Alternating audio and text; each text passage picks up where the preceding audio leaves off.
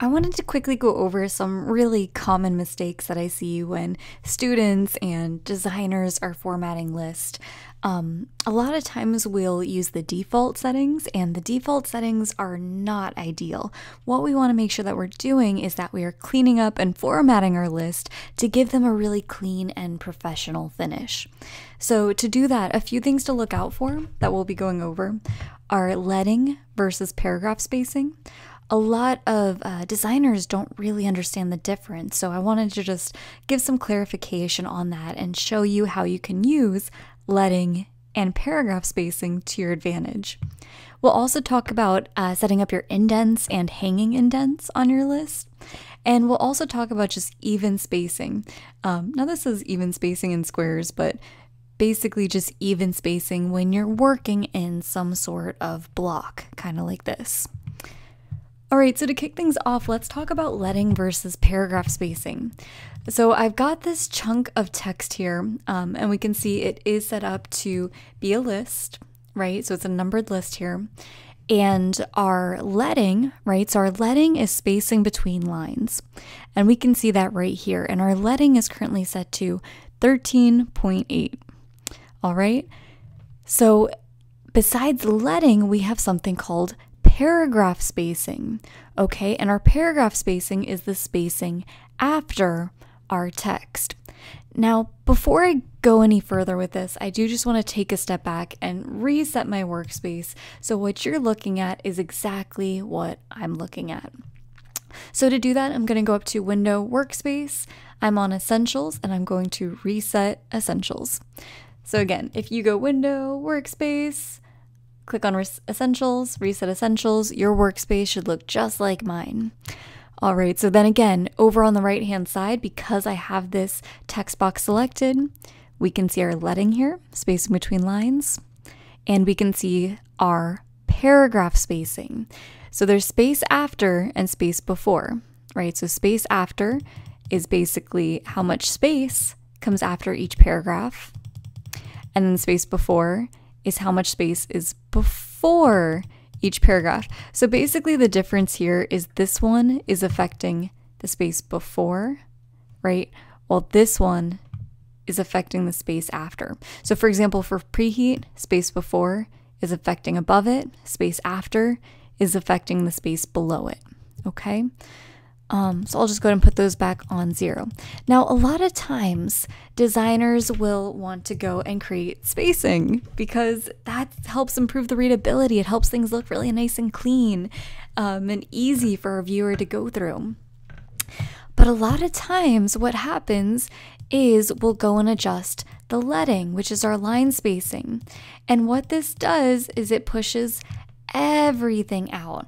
And even though at a glance that does not look bad, but if your reader was actually to go through and read this, there's a lot of big gaps. Even though this is technically the same sentence, they kind of read as separate lines, separate sentences. So instead of just increasing our leading here, what we might want to do instead is increase our paragraph spacing. So the benefit of increasing the paragraph spacing is it helps keep our paragraphs, it helps keeps these numbers together, right? So our whole sentence for number 3 is all nice and unified and tight here, and then we've got a nice amount of space showing that we're separating it from number 4. So what we could actually do here is we could actually decrease our leading and increase the paragraph spacing. All right. So, you know, some people might argue, well, paragraph spacing is leading.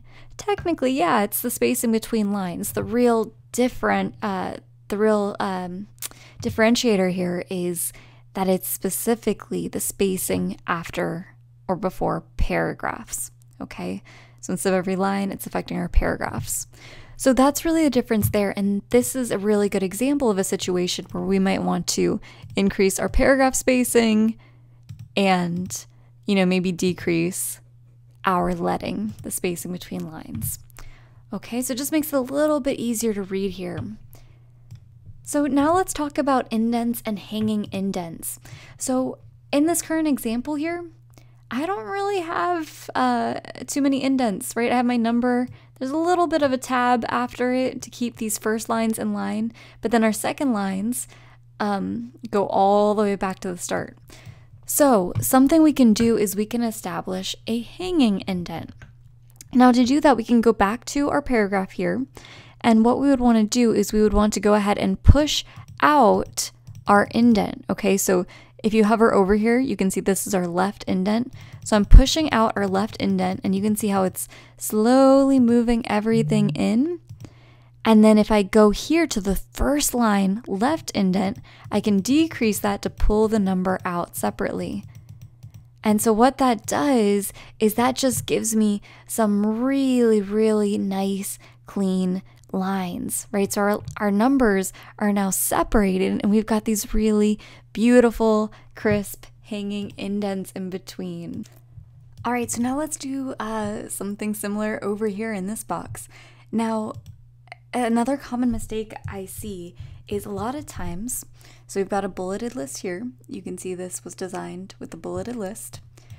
A lot of times designers will go and press enter. So let's say this was like coriander, mustard seeds. Let's say it was just like a long line, right? And then the designer was like, oh, I really want seeds to be on the next line. I know this doesn't make sense, but we'll go with it. So I really want seeds to be on the next line. What they'll do is they'll hit enter. And then it's like, whoops, that just made a new bullet, a new paragraph, right? So each paragraph is basically a new bullet. So what I want to do instead, so I just pressed enter. Enter is a hard return.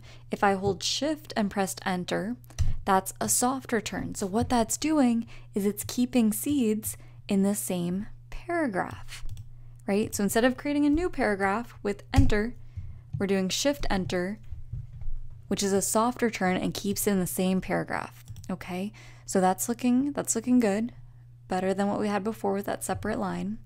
Now, something else that I'll see students do a lot is again sticking with the default. And so what we would want to do if we were keeping this list is again we want to bring in those bullets, and then we're going to increase our paragraph spacing, right? So we don't want to increase our leading because what that would do is it would start to create space between everything, right? So instead, we want to go and increase our paragraph spacing. And now maybe we don't even need these bullets anymore. You know, we can just go ahead and increase our paragraph spacing here, creating that nice separation, right, between each of these, while still keeping some sections together, right? If they have multiple lines, we want to make sure that they are staying together. If we didn't do that, then we would have this awkward spacing. And look, mustard seeds read separate from this line, even though we wanted them together. Okay, so hopefully that's making sense. But again, that's why it really is key that we adjust the paragraph spacing here instead of our leading. And that's why it's also critical that we use soft returns where we need to, like let's say coriander here, we want to bring down, versus doing a hard return like this, right? All right. So hopefully that's helpful. One other thing I want to point out is again our spacing in these blocks. Now there's a bunch of different ways to go about this, but something I usually like doing is just creating a separate text frame because that gives me a lot of control over it. Because sometimes I might be going for something, you know, maybe where I want it slightly overlapping, or, you know, it just gives me more freedom than if I created this text frame within this box. But anyways, something I see a lot of students doing is they'll put their text right up against the edge, sometimes just like this, and then it's very inconsistent spacing, right? So instead, we want to make sure that we're kind of eyeballing it and having the same amount of space at the top as we do on the left and right and bottom, right? We want this ideally to be the same width all the way around. So even this, we might bring in a little bit to try to create that even, nice, consistent spacing there, okay? So get that versus something like this or something like this. We want everything to be nice and centered in our box. All right, so those are just a few common mistakes that I see when individuals are working with lists and bullets and numbered lists. So I hope you found this information helpful. If you do have any questions, please be sure to let me know. All right, have a great rest of your day. Bye-bye.